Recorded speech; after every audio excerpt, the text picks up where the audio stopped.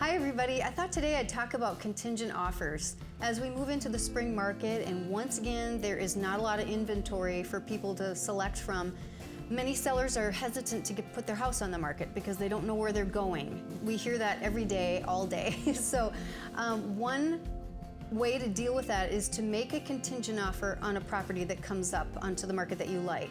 When you make a contingent offer, when you hear the words contingent offer, that means that you as a buyer are making an offer on another property contingent on the sale of your home. It doesn't necessarily mean that you're not going to have any other contingencies. Like you will probably still have an inspection contingency, and you most likely will have a finance contingency. But when you make a contingent offer, it means it's contingent on the sale of your home.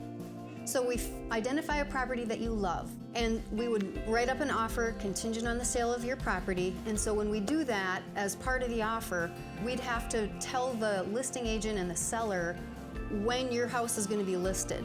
So it's a good idea to get your homes ready just in case that right property comes up, so we can pull the trigger and you'll have everything lined up. If you're in competition with another offer on that property, you're probably not going to win with a contingent offer. So another way to go about it is to make an offer on that property with maybe a little bit longer close date. And that way we can get your home listed and sold within that time frame. The one catch on that, and it's a big one, is that you have to qualify for both homes in order to make a non-contingent offer. So keep that in mind as you're looking at properties. Okay, so let's just say we've written the contingent offer on the property that you love. So this is how it'll go down next. You would have your inspection done on the property that you made the offer on.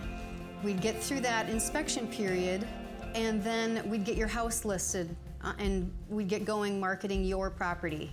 So there is a downside to making a contingent offer. If another buyer comes along and their offer is better and the seller likes their offer, they're going to call your contingency in. And then you'll have a certain number of days, usually 3, maybe 5, to become non-contingent and be able to move forward on this purchase.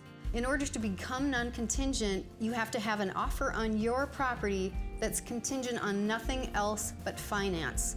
So that means your buyer on your home will have already had to have done the inspection, and you're all through with that and negotiated. So, and a lot of my buyers ask me, well, so if our contingency gets called, can't I just become non-contingent? Let's just say, okay, we can move ahead. Well, no, because you've told the seller that you're contingent upon the sale of your home, and the contract is written so that you can only become non-contingent if you have an offer on your property that's through the inspection period.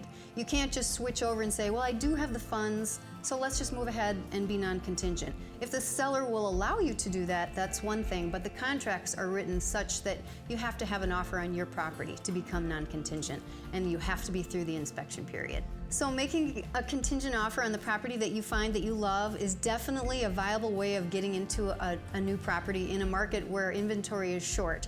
But just know there's some ins and outs to the whole process. And if you'd like more information about how that can work for you, please do get in touch. We can talk to you about it and discuss all of your options.